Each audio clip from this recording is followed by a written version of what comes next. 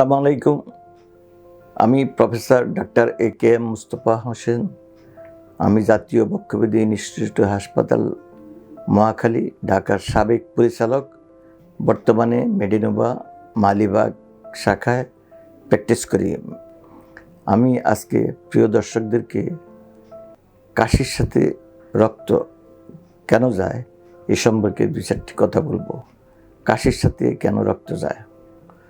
কাশির সাথে রক্ত যাওয়াটা অত্যন্ত ডেঞ্জারাস ছিল কোনো এক সময়, এখনও আছে। কাশির সাথে রক্ত যাওয়া খুবই ডেঞ্জারাস। যেমন আগে যখন যক্ষ্মার কোনো ওষুধ বের হয়নি, বলা হয়তো যার হয়েছে যক্ষ্মা তার নাই রক্ষা। এবং এই উপমহাদেশের অনেক বিখ্যাত ব্যক্তি, নামকরা ব্যক্তি, আমি ওনাদের নাম বলবো না, ওনারা যক্ষ্মায় মারা গেছেন। সেই যক্ষ্মা হলে কাশির সাথে রক্ত যায়। এখন যক্ষ্মার চিকিৎসা আছে এবং এখন আর এটা কোনো ভয়ঙ্কর কিছু না। মানে এখনও যদি কারো যক্ষ্মা হয় তার সাথে রক্ত যাবে, যেতে পারে নাও যেতে পারে, কিন্তু যক্ষ্মার চিকিৎসা আছে, এতে কোনো ঘাবড়ানোর কোনো কারণ নাই। এটা হলো নাম্বার ওয়ান কারণ। যক্ষ্মা ইংলিশে যেটাকে বলা হয় টিউবারকুলোসিস। 2 নম্বর হলো বুকে ব্রঙ্কোজেনিক কার্সিনোমা। বুকে লাঞ্জের ভিতর যদি ক্যান্সার হয়, ইট ইজ ভেরি ডেঞ্জারাস। লাঞ্জের এখনও লাঞ্জ ক্যান্সারের এখন আমরা পুরোপুরি 100% ট্রিটমেন্ট এখন আমরা করতে পারি না, বা আমরা লাঞ্জ চিকিৎসার 100% সাকসেসফুল আমরা উন্নীত হইতে পারি। কিন্তু লাঞ্জ ক্যান্সার হইলে, লাঞ্জে যদি ফুসফুসে যদি ক্যান্সার হয় তাহলে রক্ত যাবে। এটা আপনাদেরকে মনে রাখতে হবে। It is very dangerous. Third হলো ব্রঙ্কেকটেসিস। ব্রঙ্কেকটেসিস হলো লাঞ্জের সাথে রক্ত যাবে।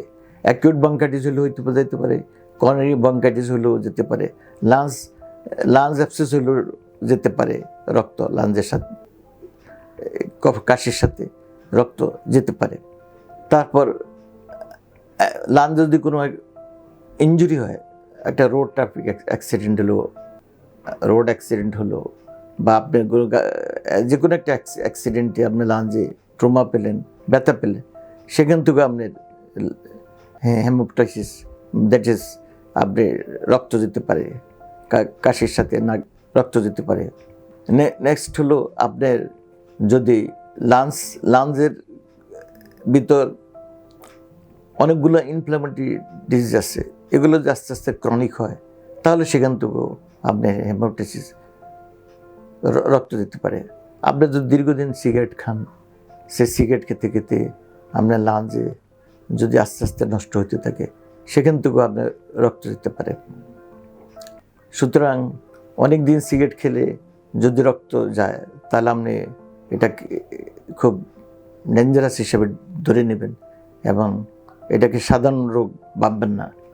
মানুষের কতগুলো ডিজিজ আছে, হার্টের কতগুলো ডিজিজ আছে, সেখান থেকেও রক্ত দিতে পারে। হার্টের কার্ডিয়াক কতগুলো ডিজিজ আছে, সেগুলোর থেকেও আপনার রক্ত দিতে পারে। তারপর মানুষের যদি ইন্ট্রাক্রেনিয়াল টিউমার বা মানুষের ব্রেনের প্রেশার যদি বেড়ে যায় তাহলেও সেখান থেকেও রক্ত দিতে পারে।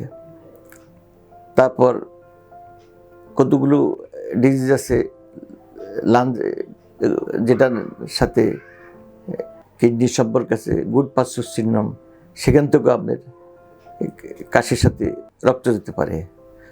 তো সাধারণত অনেকগুলা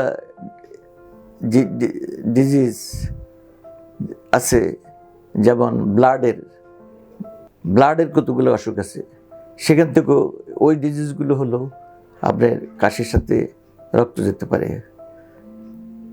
আপনার ব্লাডের ডিজিজগুলো ছাড়া আরও অনেক ডিজিজ আছে শরীরের, মেটাবলিক ডিজিজ, যেগুলোর থেকেও আপনার রক্ত যেতে পারে কাশির সাথে।